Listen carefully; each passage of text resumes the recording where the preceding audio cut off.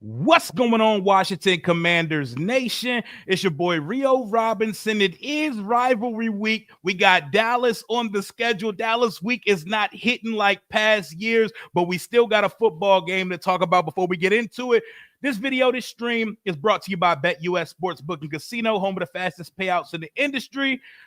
YouTube 150 is the promo code, 150% match bonus on your first deposit. Please bet responsibly. Representing the Dallas Cowboys, my boy, DMV fanatic. You know, he should be wearing these colors in the DMV, but it is what it is. What's going on, my dog?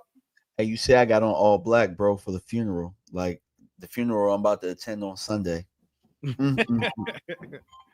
Oh, man. So, funeral. So, before we even get to all the nitty gritty and the specifics of the game, you're buying into it's get right week for Washington this week. Hell yeah, bro. Everybody get right week. Like Joe Mixon saw us and said, "Thank the Lord." Oh my God, Joe Mixon single-handedly put fantasy football teams on his back on Monday night. Y'all have 3 wins going into week 12 of this season. I know your quarterback's been out a couple weeks. How far does this differ from what you expected this season to go for Dallas? It's about flipped. I expected it to be about flipped. I had us winning about 10 to 11 games. I had us at about 11. And so it's completely flipped. I would have had us at about 7-3 right now, maybe the other way, maybe 6-4 or something like that. But yeah, I really didn't expect this to happen. Like I didn't expect us to I didn't expect our roster to get exposed the way that it did. And I didn't expect Dak to be playing as poorly as he was on the way out too. It's crazy, man. We're getting snow in the DMV before Thanksgiving. Daniel Jones just got released, and y'all are rumored to be interested. There's a page that says that Daniel Jones is listed as your quarterback right now. Hey, bro, it's not even if you Google Daniel Jones Cowboys, like it'll show like a link to the roster, but his name, I don't see the name on the roster, but it look official as hell. And Daniel Jones from the New York Giants to the Dallas Cowboys. What world are we living in? Dog, if they signed Daniel Jones that quick, it makes me beg the question as to why they couldn't sign free agents that quick in the offseason, or why they couldn't sign Dak in them so quick, faster, so we could get some people in here. Yeah, that's crazy, man. But would you have any interest in bringing over Daniel Jones to be a backup quarterback for Dakota? Hell no. Like I'm only thing I'm interested in is continuing to let Cooper Rush go out there and earn us a top 5 draft pick. Put Trigger Trey in the game. What are we waiting for, man? Trigger Trey might actually win a game, dog. Like Cooper Rush ain't winning nothing. Trigger Trey might actually run his way to a victory, because it's not like the Texans just completely blew us out that whole game. It was a ball game for 3 y'all quarters. Was in that shit.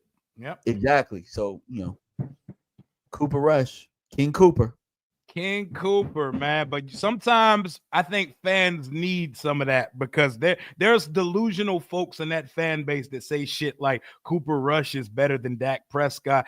NFL fans worldwide, they have this connection and adoration for backup quarterbacks. But when you see a larger sample size, it always ends back coming into the light and not looking what fans thought it was going to be. But Washington's coming off of back-to-back losses to 2 very good football teams, the Pittsburgh Steelers and the Philadelphia Eagles. We're doing the ultimate troll thing. Our 3 captains for the week are Noah Igbenogany, Tyler Biadasz, and Dante Fowler Jr., all former Cowboys. A lot of people don't know this. Noah Igbenogany was a first-round draft pick. What the hell went on with Noah Igbenogany, man? So he wasn't a first-round draft pick for us. He was from Miami. We traded him. We swapped him for Kelvin Joseph. Mm-hmm. So evidently Dan Quinn must have liked him enough to allow him, or maybe it was who's your coordinator again? God, Joe Witt Jr. Joe Witt. I don't know why I was thinking of George Edwards, because he was with us too. But yeah, Joe Witt must have liked something about him in order to bring him over. So. Oh, yeah, man. We got all Cowboys in the – Tyler Biadasz has been the anchor to our offensive line this year. And Dante Fowler, did you ever imagine a world where Dante Fowler post-Dallas would be 4th in the league in sacks through 12 weeks? I wouldn't have guessed 4th in the league, but he put together some good film for us. And quite frankly, we didn't treat him well when he was in Dallas. It was. We have this thing where Boss Cowboy says it's bastards versus sons. and he was a bastard. We brought him in from somewhere else. Dan Quinn loved him, and for some reason, we limited his snaps. When he used to get in for us, he used to play the run well. He used to get pressure on the quarterback. He get some sacks, and it just seemed like they wanted some of these guys to work that just they wouldn't. Some of their sons like D-Law. Yeah, I'm name dropping, bro. I'm at the point now where I don't care about nobody's feelings. I mean, that's where it comes to when a team with Super Bowl aspirations is sitting with 3 wins through 11 weeks of the season and nothing to hope for. So what does the mindset turn to? Do you turn into tankathon, man? Are you watching strength of schedule and hoping for losses each week? See, this is why perspective is important, because last year at this time, this was you. And I was laughing. I was talking about the ranch. I was talking about the tankathon stuff. Like, this was you last year. We have completely flipped roles, bro. What a difference a year makes, right? Wow, what a difference a year makes. We were this. Like, I remember last year, and that's why, as much as everybody's like, don't worry about Dallas. No. I'm worried about that. I want us to put all our energy into whooping their. They were eating turducken. They had premeditated turducken sitting in the Salvation Army tub behind the end zone last year. I remember 56-14. I remember 45-10. Y'all had Daron Payne and Jonathan Allen boxing on the sidelines, and rumor is they boxed in the locker room after that game.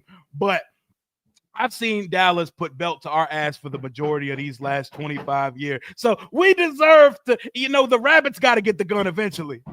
Yeah.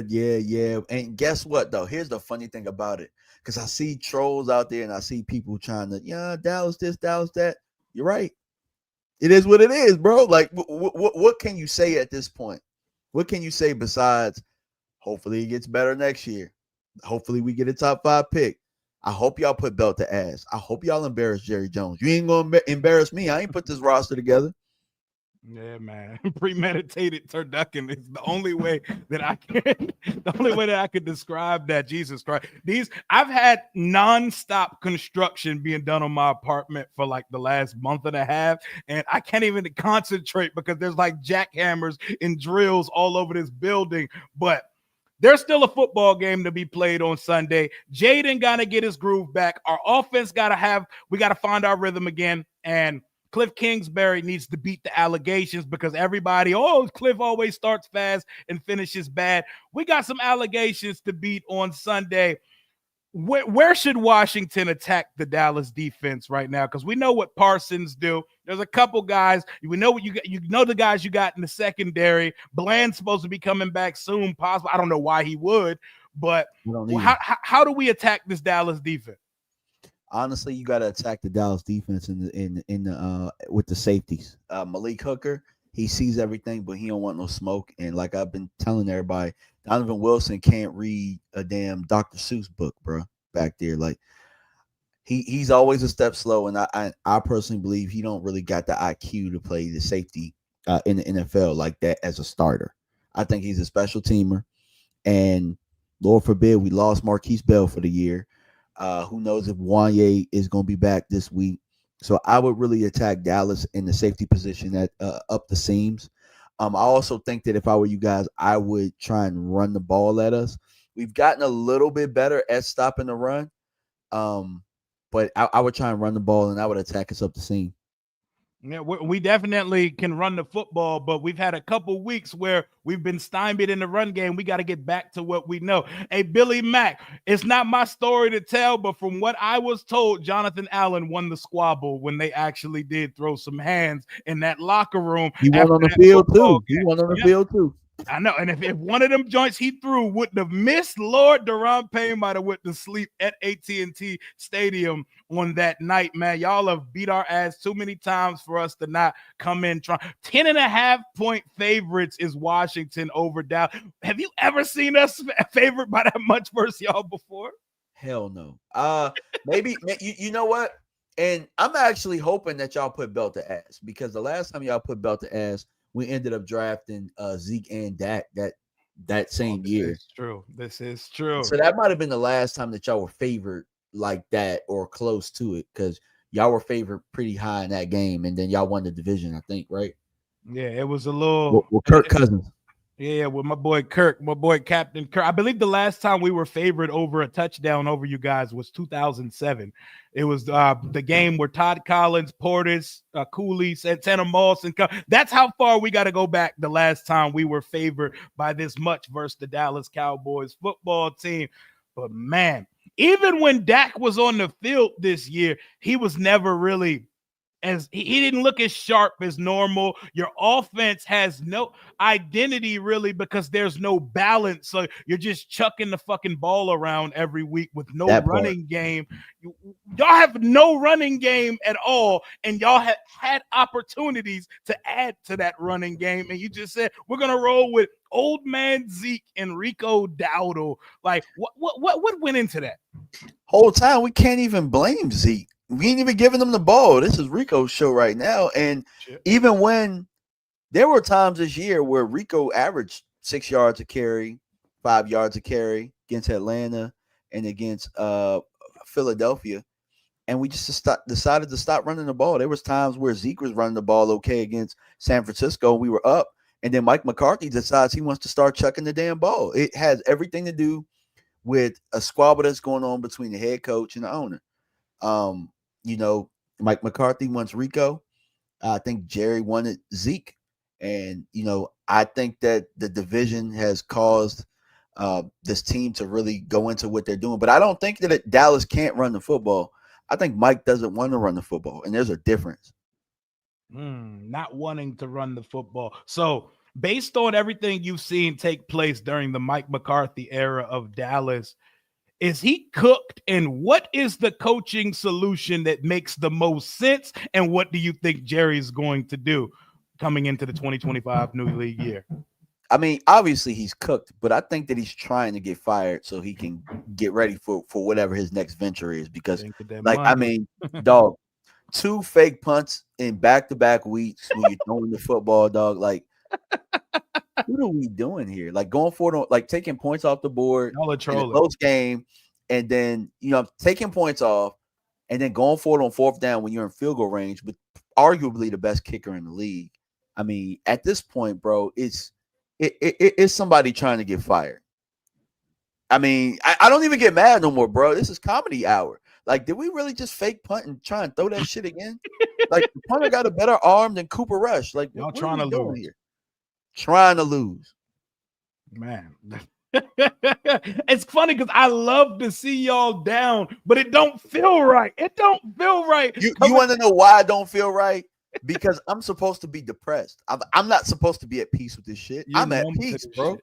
Dog, I feel so good right now being at peace. Like, I feel better than winning 12 games and then saying they're gonna win and then getting smoked. Like, that Green Bay game beat the spirit out of us fans, bro. It really did. And so seeing this and knowing what they did in the offseason, the ownership in the front office, like, this is exactly what they get. Like, not me. You know what I'm saying? I ain't do this dumb shit. This is what they get. You deserve this humiliation. Like, hey, it is what it is. Y'all let me know when y'all trying to win games, and then I'll be back. Until then, I'm just enjoying the football, bro. So who do you think needs to be the next head coach and leader of the Dallas Cowboys? And who do you think, what kind of situation do you think Jerry's going to put y'all into? Those are 2 questions. So are you asking who I want or who you want versus what you think Jerry is going to do? Because I know what I think from afar. I want prime, dog. I want prime time. I've been saying that shit. I want prime because he wins wherever he goes. There's nobody that understands the landscape of the Dallas Cowboys and Showtime and having to put in work more than him. And I think that he's exactly what these players need to go in and lead these guys. Because if you think about it, most players today are trying to replicate what Deion implemented as a player. You know what I'm saying? The flash, the money, and being able to go out there and do your job. Success. Yep. Like everybody crying and bitching and moaning about Micah Parsons having a podcast. Deion would be right next to him, and it'd be the Prime and Micah podcast. Deion be on that shit every week. Deion invented this type of shit for players to feel comfortable doing shit like that. He was social media before social media was in, bro. You know what I'm saying? He was must-see TV, and he got the rings to prove it. It don't matter. He got the rings. He got the jacket to go along with it.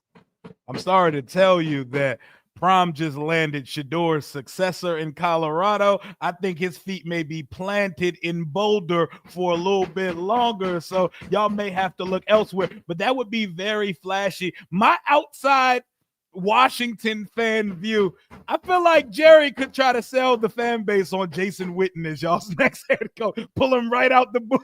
That didn't look like it moved you too much. Hey, the moment he does that, if that's what he do, bro, is the moment I'm on strike, bro. I'm on strike the rest of the time. I got a Jaden jersey waiting on you, brother. I got a Jaden jersey waiting.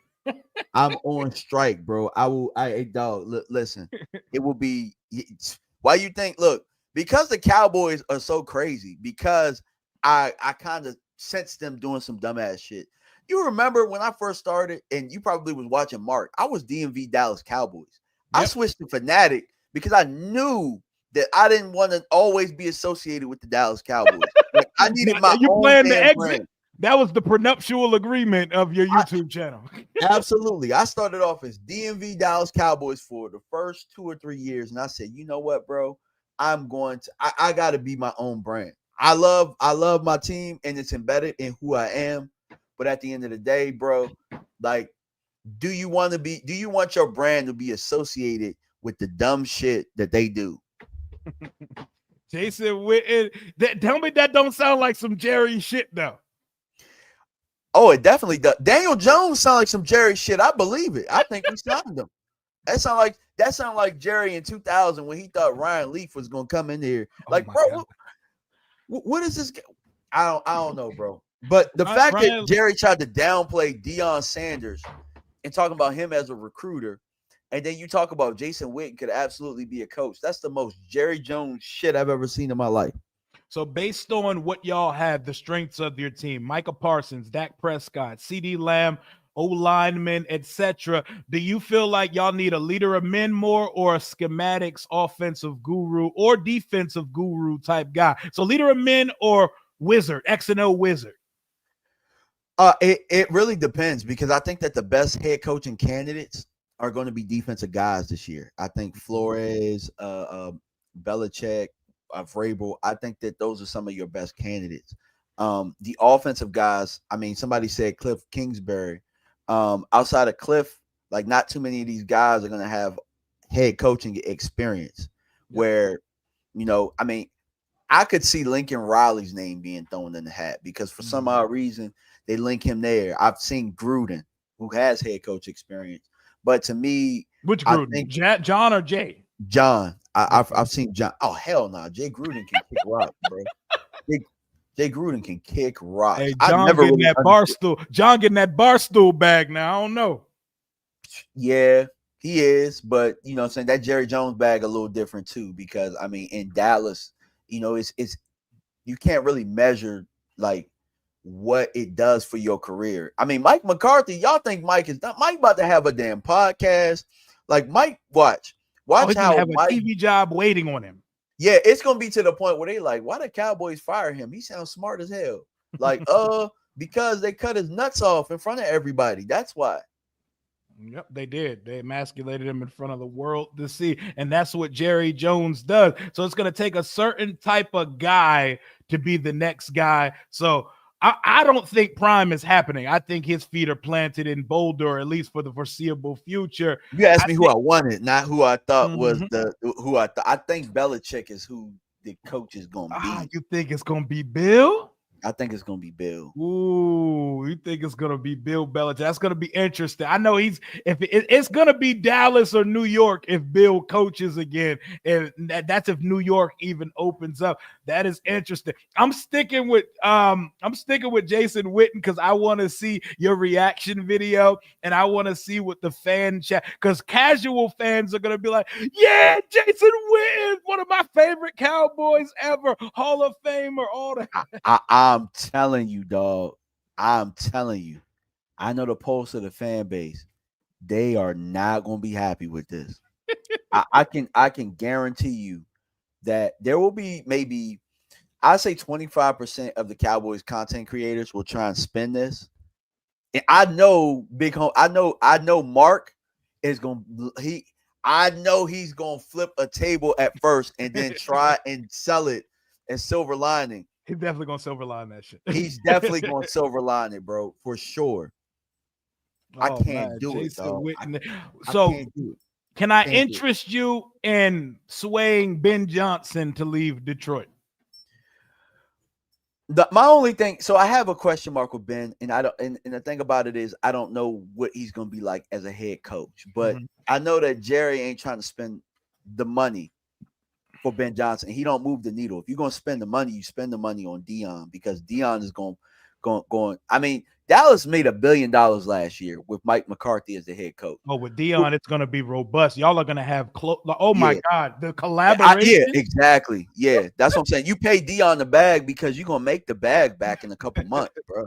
Like, you're going to make the bag back, like, over the course of the years that you pay him.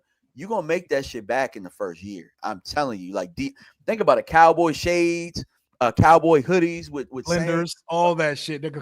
All the diamond turf collaborations, the silver blenders. They're gonna be silver blenders, bro. Listen, look, boy, they're gonna have a whole line of 10-gallon hats, Deion Sanders brand out there. Oh my God, it's gonna be crazy out there, man. He probably will have some shoes, bro. Like, I'm like, yeah, Deion marketing wise, like, dog, we'll have a DJ in the locker room and all that shit. Like, we won't be no more thunderstruck. Deion would bring a different type of culture that I'm not sure Jerry Boy's ready to relinquish. Like, Deion is not some controllable figure. You bring him in, he needs the reins and the autonomy to be Deion.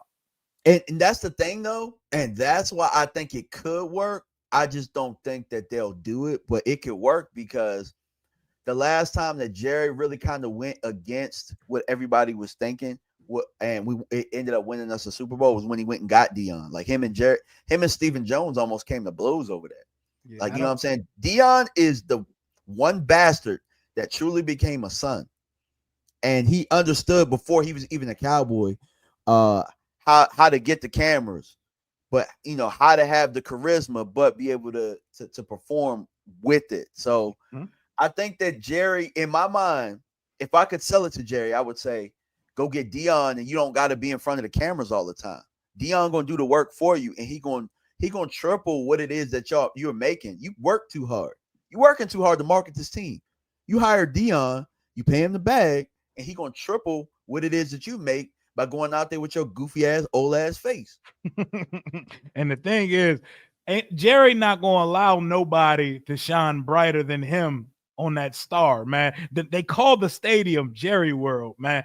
You don't want to bring a star that shines that bright in there. But I think another ultimate factor is y'all ain't coming off of Dak Prescott after y'all just paid him. Y'all are not going to be trying to pair his son up with him, and that's another thing. I don't think Deion would come to the league. Son? Which, because for me, the I'm quarterback son. I'm really selling like get Trav and Shiloh. You know what I'm saying? Get Trav and Shiloh, and you got two of. You got your bastard son, and then you got your real son. You got but when I say his son, I mean the boy. I mean the boy. I'm talking Shedeur. Shedeur is the one that I feel like he could come to the league to coach, but I don't think he's leaving his college job to take a job that's not coaching his quarterback son, because him and his quarterback would be tied to the success of whatever team he would be joining. So I can't see it. Yeah, and you said that you think Deion's tied to Boulder. I don't think necessarily that Florida State don't open up. I don't know. It could get spooky. Yeah, Florida State, or here's a dark horse, bro. The Las Vegas Raiders. Oh, because they could do the Shedeur and Deion thing in Vegas, bro. Oh, Whoo, Viva Las Vegas. Oh, that would be. I've said it all year. That's the only team I see drafted. Like that makes the most sense for Shador Sanders. and they'll be like, "Sorry, Antonio Pierce. We know we just hired you, but it is what it is, my dude. Because we about to make this money back.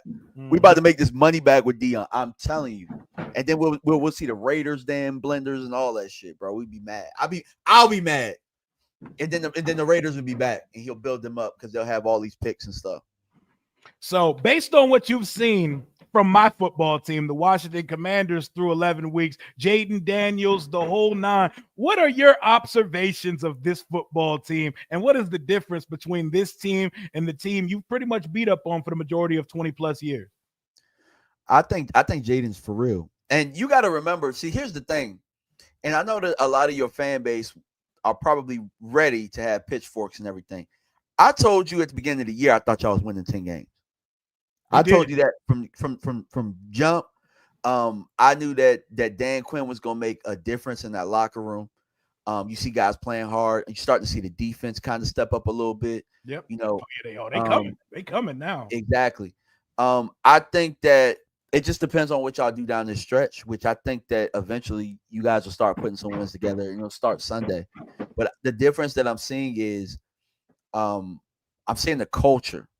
Y'all have a culture, and if you're looking, like I don't remember the last time I seen Washington on defense celebrate and play as fast as y'all have been playing on defense. Yeah, they fly around. Dan Quinn and Joe Witt Jr., they brought a culture over. You can see how they went into Dallas and flipped things defensively over there, because we've played devoid of cornerbacks for a majority of this season and are still rising weekly defensively.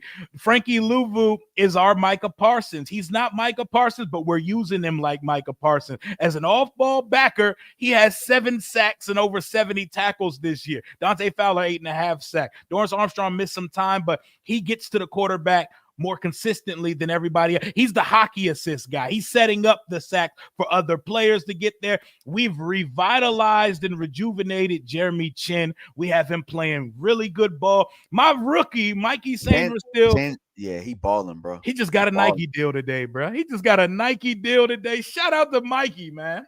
And hear this, bro, because look, I don't mean to big up y'all team, because quite frankly, I hate when y'all are winning. Big us up real quick.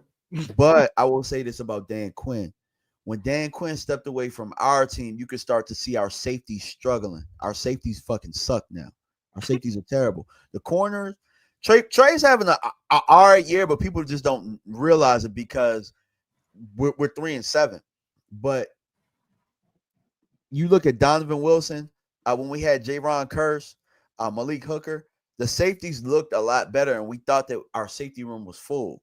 What a difference a year makes with Joe Witt and him go over there. Now our safeties look like they're average to below average, and it's really a draft need at this point. So you said Chen is revitalized, and then you talking about the rookie Sanders. I mean, dog, like obviously whatever their scheme is safety friendly. Yeah, we got Sanders still, who was drafted to be an inside corner, playing outside and manning up A.J. Brown on Thursday Night Football. He's a dog, and that gives us flexibility that we could get St. Juice off the fucking field when Marshawn Lattimore's hamstring finally heals up. I don't think we see him until after the bye. I think he makes his debut versus New Orleans in a couple weeks from now, but is it a Dan Quinn staple that he does flip defenses, but they refuse to stop the run? I think so, and I think it's because how it's designed. I think it's designed for the defensive lineman to be so aggressive and go upfield, but they don't really set the edge as well. So if you being aggressive and you go in the field, you know what I'm saying, that leads for, you know what I'm saying, the guys that, are one cut guys, or really the duo that gave us trouble when we played Green Bay last year in the playoffs. Man, because we be giving up shit on, and it's crazy. We have really good backers. Bobby Wagner, old ass, is still nice. Frankie Louvu is a really good linebacker, and we get active up front, but we get active more in the pass rush. But the defense has come a long way from being the 31st or 32nd in the league last year and Dan Quinn's first year in DC. Dan Quinn's potentially in the coach of the year mix. Him and Jaden, once we get right back to it, win some of these winnable games over these next few weeks, they're going to be back in the lead for those awards. But your It boy depends, Mike, bro. I know, Depends. yeah, Because that damn Tomlin, bro. Like, I don't know how they win the games, bro. I have no clue how Pittsburgh. They lost last night in the snow, man. That tells you all you need to know about Pittsburgh, bro. They really not that good of a team, but they winning games. So they only lose the shit teams too. No, the whole AFC North, bro, has struggled with the Browns. The Browns really not that bad of a team. They really just kind of need quarterback play, to be honest. They the defense is good. You know what I'm saying? They have linemen, they have running backs. Like they just need the quarterback play.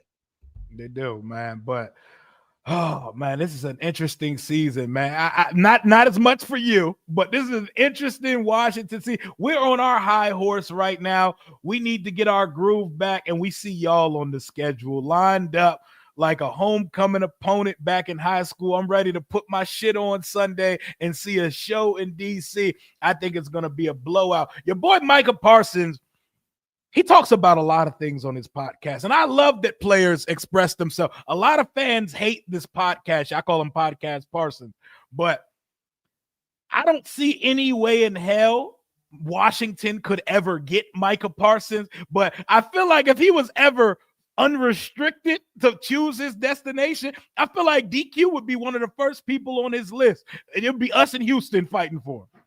I think y'all would get him because I think he loves DQ. Like, I think, like, you know that one that got away, those two have a soul tie, bro. Like, and I think, yeah, and he said he talked to him every other week. Like, bro, that's supposed to be the ops. And he went and got you some tickets for your family to come to the game, like some tickets for your family to come see y'all get smoked. You know, but I appreciate Micah's honesty, bro. He's vulnerable. He keeps it a buck. Yeah, I don't.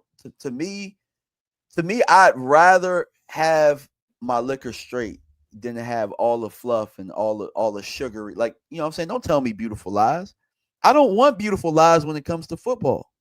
You know what I'm saying? Now, maybe if I go to a gentleman's bar or something, I want to hear some beautiful lies because that's what I'm going there for. Oh, exactly. For football, I'm going there. Don't tell me any truths in there. Yeah, exactly. Tell me all lies in there. But for football, bro, I don't want y'all to lie to me and tell me these type of things. That's why I like direct players having these podcasts. I don't have an issue with it. I mean, because it doesn't stop me from doing my day job. You know what I'm saying? Like, at the end of the day, you got some time and it's constructive. You're at home. You're not in the streets. Would y'all rather him be in the strip club blowing money? Right. Or, you know what I'm saying? Would y'all rather him? Like, I mean, I don't see it being no different than a player going and using their money and investing it and flipping houses or something like that. Either way, you know what I'm saying? It's something positive. And he getting a bag, bro. What y'all want him to do? I mean, what he's also done is he's already set up his next venture when sports is over. These guys are not football players forever, you know? Yeah, for sure. And that's why it's like, for me, Dallas continuing to go get these old coaches that just don't have what the culture is, or, you know what I'm saying, these lame duck guys. I mean, there's nobody that really understands the players, but the one guy that did understand the players is with you guys. And that's what Mike is trying to tell y'all. You know what I'm saying? Like, we got Mike Zimmer and Mike McCarthy. Both of them don't understand this young culture. And I don't know that they're trying to understand it. Not even a little bit.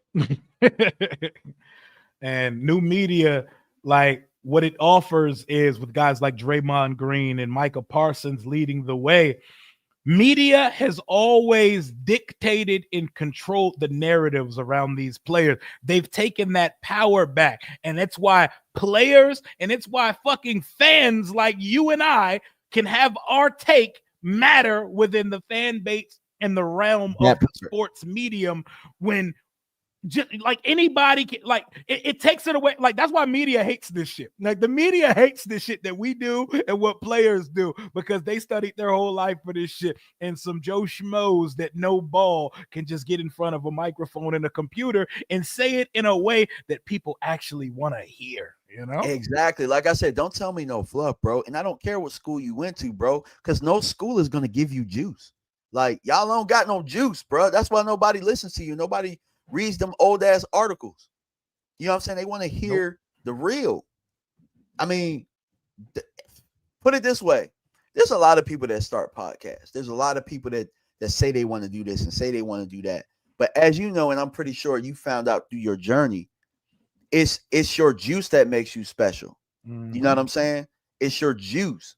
And a lot of these media members from the old media and stuff, you're attached to a name. But if you go by yourself, you couldn't do what we do. You're juiceless. You're juiceless. It's a lot of dry, boring ass content, and nobody wants to hear that shit.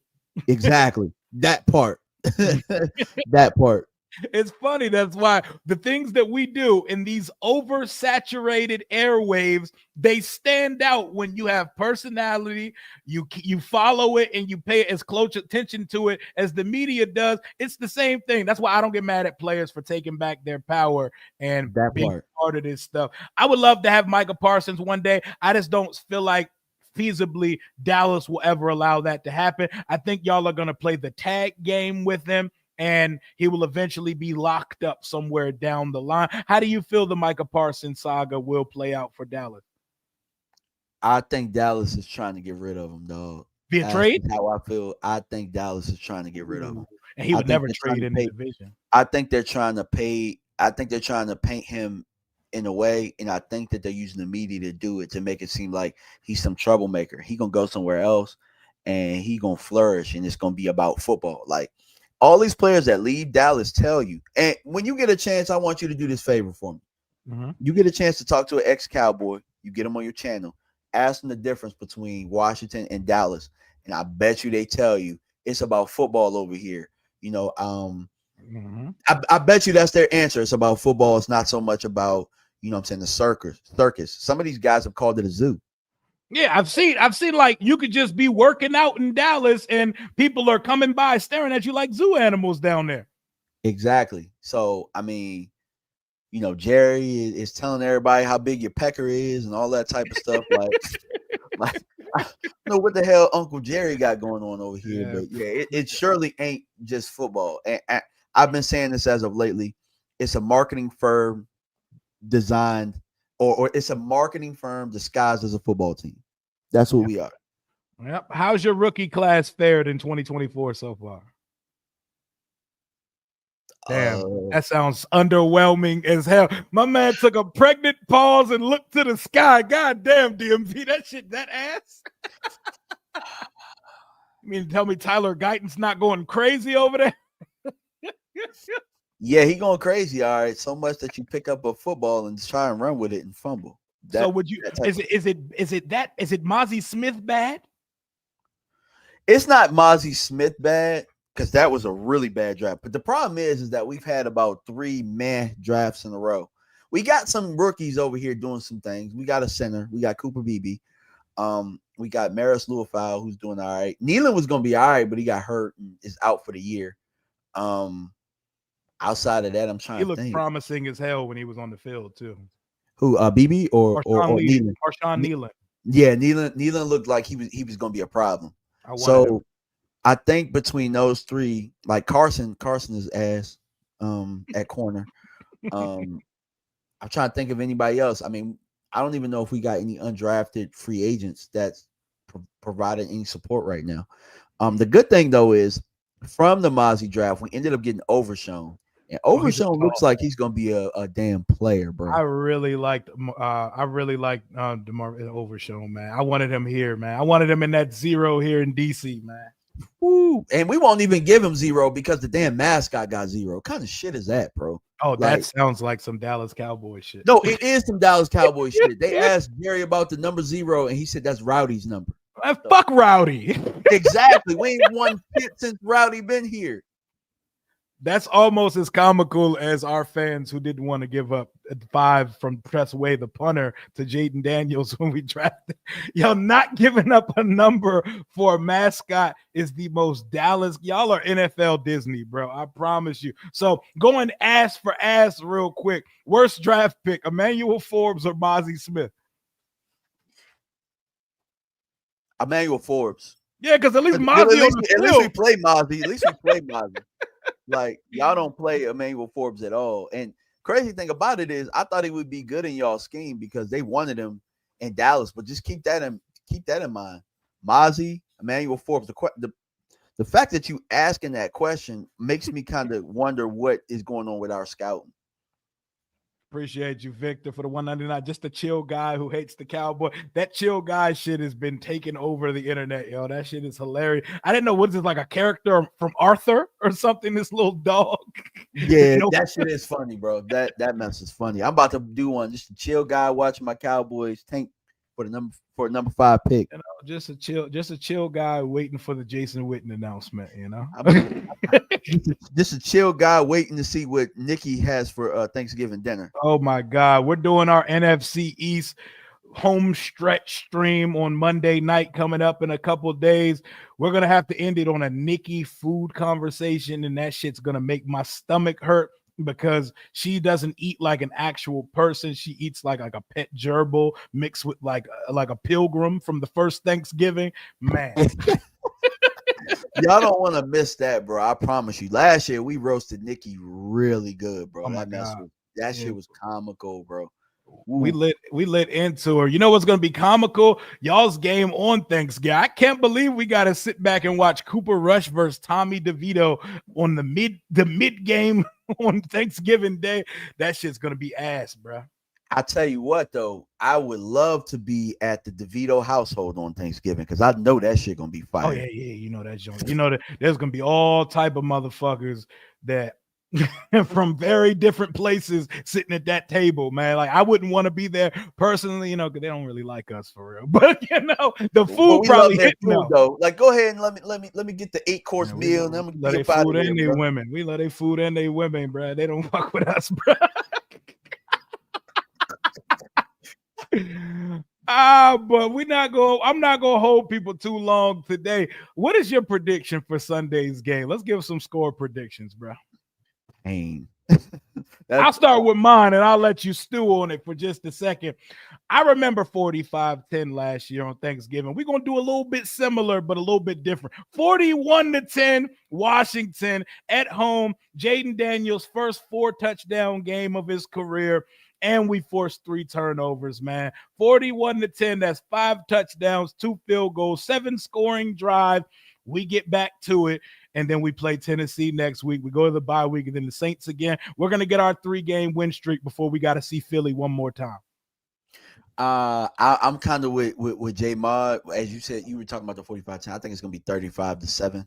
Okay. Reminiscent of when y'all beat us 35-7 with Chris Cooley and them. 07? Yeah, I got 35-7. I'm with you on the 3 turnovers.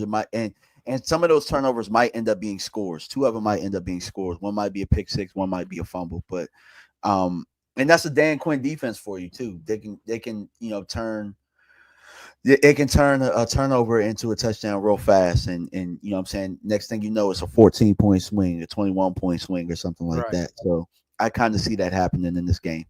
Unleash Trigger Trey Lance, man. Put Trigger Trey in the game and let him throw 2 picks or something, man. Y'all was throwing the ball 55 times on Monday with Cooper Rush. Y'all are just a weird-ass football team to watch in the Lord's year of 2024. Funny how a year ago we were embarrassed by Dallas with the turkey legs and blowout ready for this bounce back. Nothing against your guest. Of course, y'all, DMV is my guy, and DMV is a certified ball knower.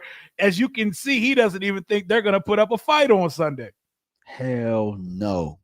Bro, as long as Cooper Rush is like with Trey, I kind of at least feel like they'll slow the game down a little bit and we'll try to at least run the ball and play some defense and make it a small ball type game. With Cooper Rush, they still out there throwing 50 times, bro. Like, I just don't understand it. He can't throw better than me. He got a noodle arm. For the life of me. Yikes, and then Jerry feels like the offense should be playing just as good as it should have been with Dak in there. I don't understand the thought process, but hey, let Cooper cook. All right, we're gonna get this top 5 pick and we're gonna be all right. Yep, and this is a good question too, because Diggs gets on Terry. He has a good time versus Terry most of the time. That team is tuned out. Trevon Diggs is ready to shoot another music video with CD Lamb right now. They're not interested in playing football. Also, Diggs, like Parsons, he like what we doing. He from here. He like what we doing in the city right now. He just happy to come home. Hey, you gonna find Trevon Diggs at your nearest strip club on Sunday night. We're gonna find him at Park. He gonna be at Park on. He gonna be U on Street. He gonna be getting it in. He's coming back to have a good time this weekend, and it's not a good time on the football field on Sunday. But DMV, I appreciate you for coming and rocking it per usual. We're going to do this again on Monday night for the NFC East Family Reunion home stretch episode. Let people know where to find you, even though they hating ass may not want to hear what you have to say. This is a guy who knows ball, and he breaks down film, and especially during draft season, you're going to want to follow. So let them know where to find you. Yeah, y'all can find me at DMV Fanatic on YouTube. Trust me, y'all going to want to follow because I just look up players that Dallas ain't going to draft. So more than likely, I probably have done a player or talked about a player that y'all are going to get. Yeah, most certainly. Make sure y'all follow up my guy, and he is in the DMV. We getting snow out here, man. Y'all enjoy the rest of your Friday. I got an upload to put on the Commanders Kings channel with me, Louis T, Ed, and Rico. Let's get back to it. Let's put belt to Dallas ass. I'm about to let this Kendrick Lamar album put me in a chokehold for the rest of the weekend, bro. Y'all have a good weekend. Hail to the Washington Commanders. Fuck the Dallas Cowboys, but respect to my guy DMV. Until next time, we out.